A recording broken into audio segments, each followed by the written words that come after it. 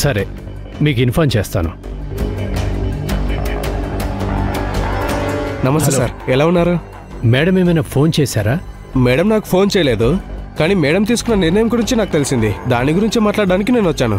Madam Bhairavi ఇన్ఫ్రాస్ట్రక్చర్స్ని మూసేయాలని నిర్ణయించుకున్నారు. Company close చేయాలని plan చేస్తున్నారు. హెచ్ఆర్కి ఫోన్ చేసి కొత్త వాళ్ళు ఎవరిని రిక్రూట్ చేసుకోవద్దని చెప్పారు. హెచ్ఆర్ నాకు చెప్పారు. ఇప్పటికిప్పుడు కంపెనీ మూసేస్తే ఎలా సార్? మీరేం వర్రీ అవ్వకండి. అందరికీ 3 నెలల శాలరీ ఇస్తానని చెప్పారు. సెటిల్మెంట్ కూడా చేస్తానని మాటిచ్చారు. నిజాయితీగా హార్డ్ వర్క్ చేసే వాళ్ళకి డబ్బు గురించి ఆలోచన ఉన్నది సార్. అనుకున్న పనిని అందరూ మెచ్చేలా చేయడమే మాకిష్టం. మాకే సమస్య లేదు. మాకు ఆ డబ్బు అవసరం కూడా లేదు. అసలు ఎందుకు క్లోజ్ చేస్తున్నారు? వేరే కొత్త ప్రాజెక్టులు ఏవి లేవా? అలా ఏం లేదు. మనకి ప్రాజెక్ట్స్ వస్తూనే ఉన్నాయి. కన్స్ట్రక్షన్ కంపెనీ వద్దని మేడం నిర్ణయించుకున్నారు. ప్రాజెక్టులు వచ్చాక కంపెనీ మూసేయాలని అసలు ఎలా అనుకుంటున్నారు? అసలు ఏమైంది? ఈ విషయం రావణ్ బాస్కి కాల్ చేసి చెప్పాను. సరే, రండి మాట్లాడుకుందాం.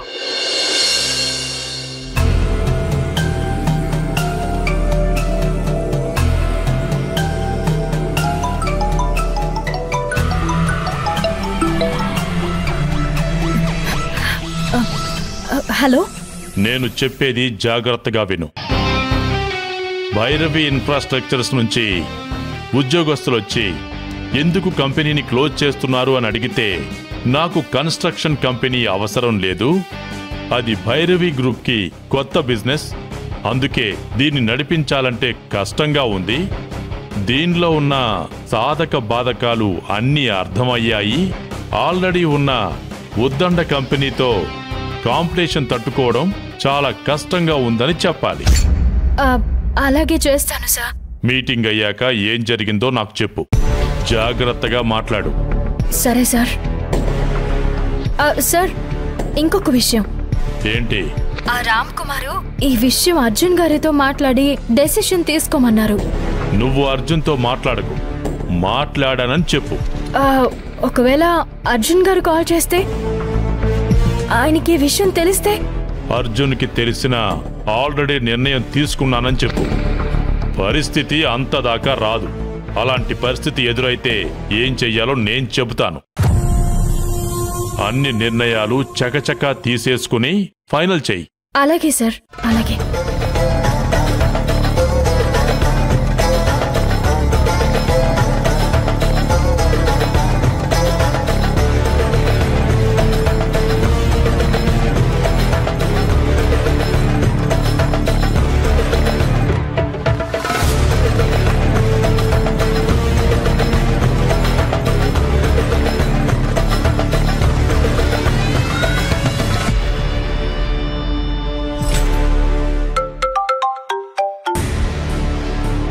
హలో, శివగామి ఎలా ఉంది? ఏమంటుంది?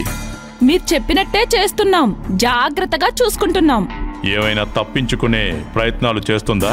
పిచ్చి పిచ్చి వేషాలు ఏమైనా వేస్తుందా? మేము కుక్కలా కాపలా కాస్తున్నాం. మా దగ్గర దాని పప్పులు ఉడకవు.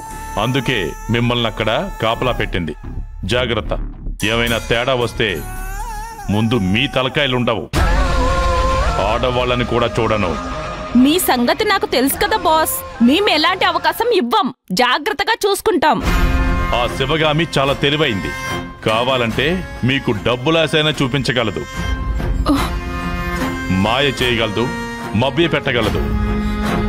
అలాంటిదేమైనా జరిగిందని తెలిసిందో మీ సంగతి తెలుసు కదా బాస్. మేం ప్రాణాలతోనే మిగిలుండం. అది మనసులో పెట్టుకుని కాపలా కాయండి. జాగ్రత్త. రోజు ఫ్రెష్ అప్ అవనివ్వండి. జాగ్రత్తగా చూసుకోండి. తన అవసరం మనకి చాలా ఉంది. Handle with care. అలాగే బాస్. రోజు మార్చుకోవడానికి బట్టలిస్తున్నాం. గుడ్.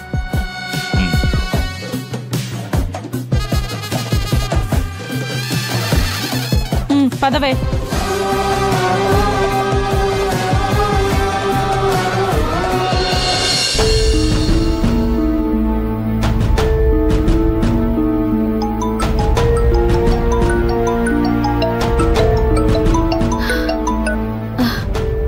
హలో సుజాత, నేను రామ్ కుమార్ని. నమస్తే సార్, చెప్పండి. ఒక విషయం గురించి ఇన్ఫర్మేషన్ కావాలి. అడగండి సార్. మేడం ఇంట్లో ఎలా ఉంటున్నారు? దేని గురించో టెన్షన్ పడుతున్నట్లు కనిపిస్తున్నారు. ఎందుకు సార్ అలా అంటున్నారు? ఆఫీసులో ఎవరితోనూ సరిగ్గా మాట్లాడడం లేదు. మేడం మొహంలో ఏదో తెలియని టెన్షన్ కనిపిస్తుంది, ఏదో భయం కనిపిస్తుంది. మా దగ్గర కూడా ఏం చెప్పడం లేదు, ఏదో దాస్తున్నారేమో అనిపిస్తుంది. బిజినెస్లో తప్పుడు నిర్ణయాలు తీసుకుంటున్నారు. మేమేం చెప్పాలని ప్రయత్నించినా మా మాట పట్టించుకోవడం లేదు, అసలేం వినిపించుకోవడం లేదు. ఇంట్లో అయితే బాగానే ఉన్నారు, కానీ ఎప్పుడైనా ఒకసారి ప్రవర్తనలో మార్పు అనిపిస్తుంది.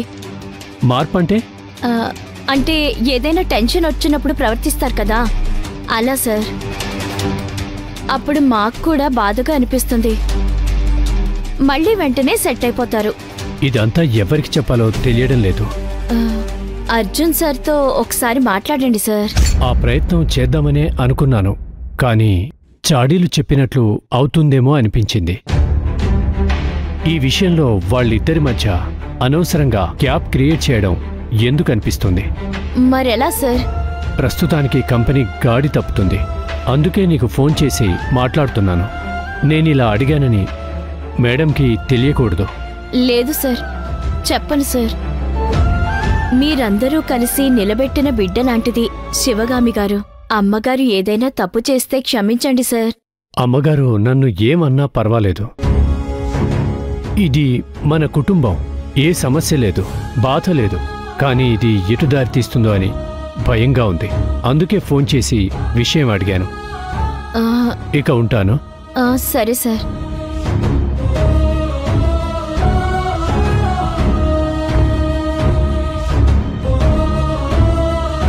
రామ్ కుమార్ గారు ఎప్పుడూ ఇంతగా బాధపడలేదు.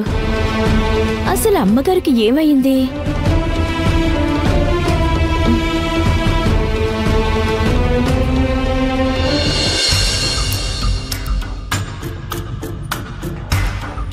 కట్లిప్పు.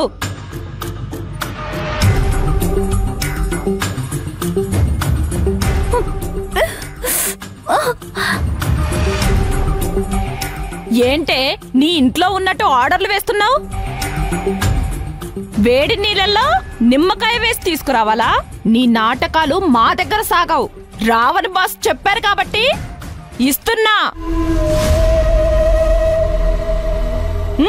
తీసుకో.